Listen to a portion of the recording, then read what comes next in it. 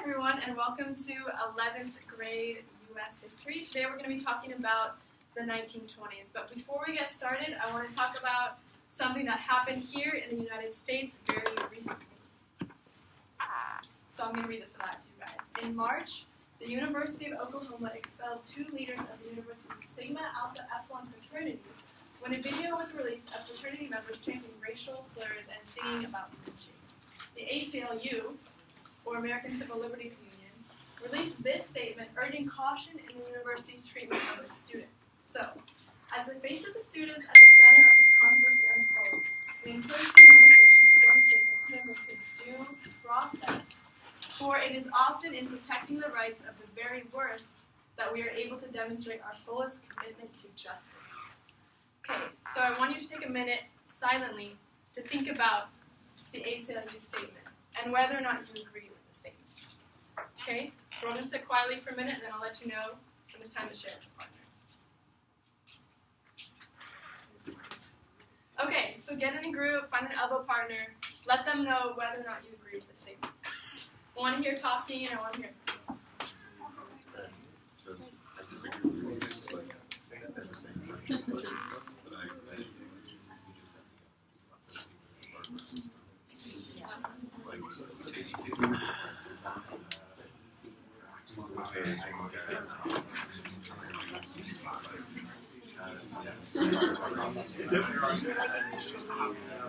I agree with this.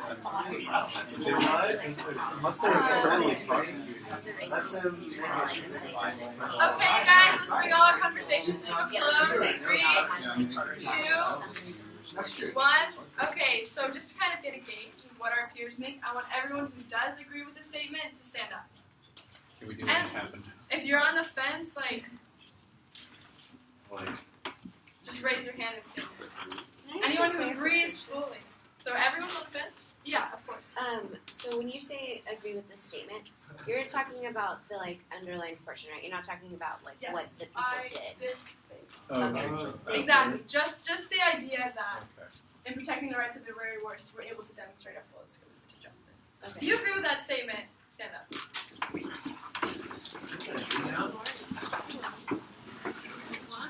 No. Okay, thanks everyone. You can sit back down.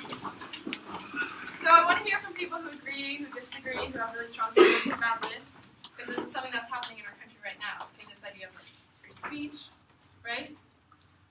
Does anyone share? Who agrees? Who disagrees? I agree. Even though I don't agree at all with what the people were doing when they got in trouble, but I do believe that everybody should be allowed due process. Anybody disagree? Or have anything to say? Yeah. I also agree with the idea because the rights that are essential to America that are put into the Constitution, the Bill of Rights, they're not meant to protect you when you're okay. They're meant to protect you when you need them. Yes. So, exactly. like was said, what they did is clearly wrong. That's not debatable. But they should still be given the due process, even if the result is the same. Just going through that process shows that we're not just punishing people on it. Absolutely amazing. I don't know if I'm going off the track here, but perhaps because this is in an educational setting, right? Perhaps it's not necessarily a criminal action unless it is hate speech, right? Because then it could be considered a crime. But couldn't a university take action that goes against its own proposed values and system of norms that it creates for itself? So therefore, this idea of due process, I don't know, maybe I'm thinking down a road that you weren't intending, but perhaps it's the university is able to define what they think is appropriate behavior at the university setting, so therefore, protecting the rights of the very worst, you're actually going against what the institution is trying to promote at that institution. It's possible. But that would kind of suggest that as American citizens, we forfeit our constitutional rights when we enter a university. That's a whole other can of worms. Anybody else? Yeah, I actually disagree. It's that the rights of the very worst, and I think that's a little subjective already, because if you're saying someone's very worst without the due process, it doesn't really go together to me. And I think there's other ways to demonstrate a full commitment to justice. And you feel like they kind of contradict themselves? Yeah. Okay, one more, and then we're going to move on. I agree with him. Okay. I I'm biased, so. Yeah, no, it's fair. I mean, this is something that we're all passionate about. So, kind of the essential question that's going to be guiding our lesson today and the primary sources that we do is this idea of who can or like who do we trust to protect our civil liberties, right? Is it our civil liberties basically the same thing as civil rights, but it's more than just our right to equality and equal treatment based on ethnicity and race that's iterated in the 14th Amendment. It's also your right to free speech, your right to protest, your right not to have things illegally searched or seized by the government. Those are our civil liberties. And I don't know about you guys, but do you depend on the government to protect your civil liberties? Yes? No? No? Who do you? Who do you see as protecting you? Yourself. Yeah, yourself, your own education about what those civil liberties are, or maybe these private institutions, right? And today we're going to be talking about the organizations that arose in the 1920s to protect and promote civil liberties, okay? But wait, wasn't the 1920s all about jazz and the new woman and smoking cigarettes and speakeasies? Not really, right? The 1920s is kind of a time of unprecedented social and political turmoil because you have white soldiers coming back from World War I, and they're not pleased to discover that Southern blacks have migrated north and are now competing with them for jobs, right? And more justifiably, you have black soldiers coming home to a country that they sacrificed everything for, only to find that they're still the first to be fired and the last to be hired.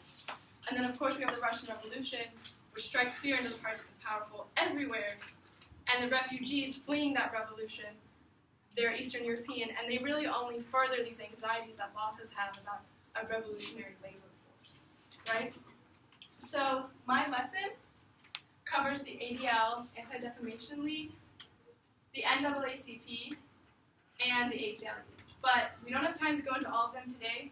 We're just going to talk about the NAACP because my sources are mostly pictures, and they'll be easy for us to analyze quickly and effectively.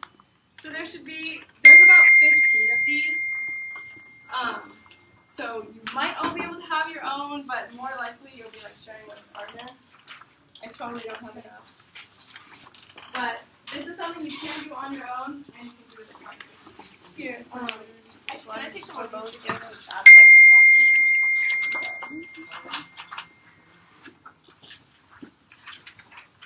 So I'm not going to tell you what, it's okay. The NAACP is about because I want you to discover it for yourselves, right?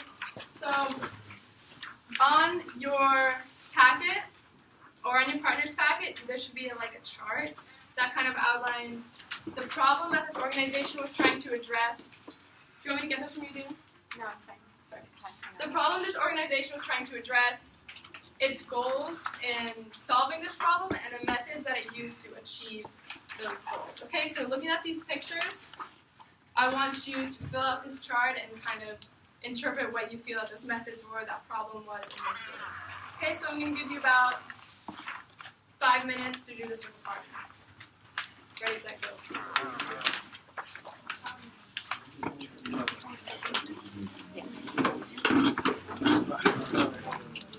My partner? Yeah.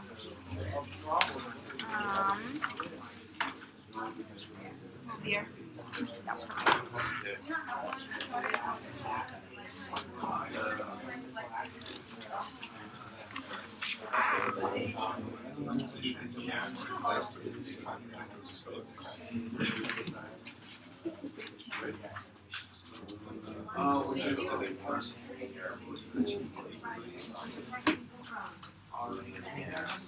There we go.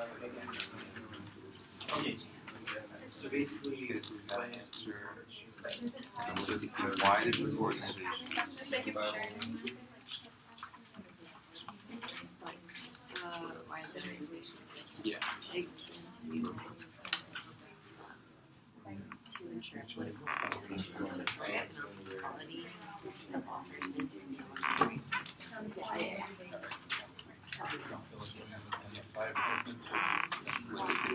You're doing the second one first.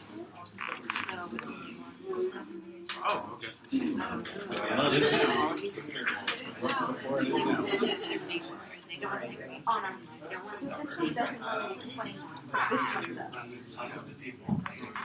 Good things that would happen. We're just doing that. I thought this was Oh. Yeah, based on This the one, you don't want to mark it like second class.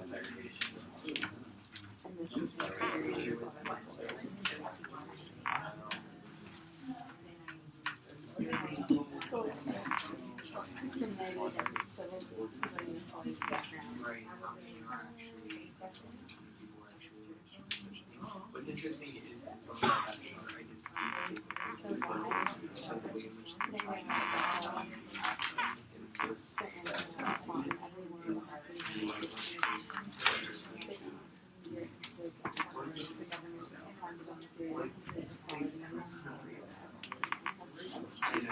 right. But then I guess if it is an act, then the federal, the president is able to enforce it, right? Okay, you guys, we have just about a couple more minutes left, and we're going to come together and kind of discuss your interpretation of these sources, okay? So our first box is about the problem that the NAACP was trying to address. Okay, can anyone raise their hands and share with me what they interpreted this problem to be? The problem that the NAACP The NAACP was addressing the problem through cheating, yeah, right? yes, that's a huge part of it. This document, Oh, sorry. special editions. Yeah. No, that's exactly right. Anybody else? Anything in addition to lynching? Racial injustice toward that woman. Yeah, absolutely. That kind of covers everything. Yeah. And then, Hidayah? School segregation. School segregation, yeah. This one we see even children practicing school segregation. Okay? So, like who makes up the NAACP? I know it's not on our chart, but it's everyday people, right? Like these kids. Okay, then the goals of this organization. What did you interpret the goals to be?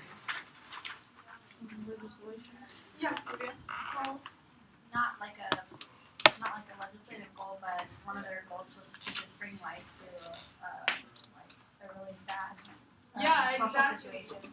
Raising awareness, right? Like one of your sources is this flag, and it was flown outside the NAACP headquarters in New York. People who aren't really normally exposed to that kind of thing, realizing that it's something that is currently happening in their society. Additionally, we have the methods. And what Olivia said, kind of raising awareness, was also a method. Did you guys kind of discover any other methods through reviewing these sources? Yeah, Bailey? Legislation, so proposing bills, that was in the first document. Yeah, absolutely. What's a huge one that we see in this picture right here? Protest. Yeah, that's one of their number one methods.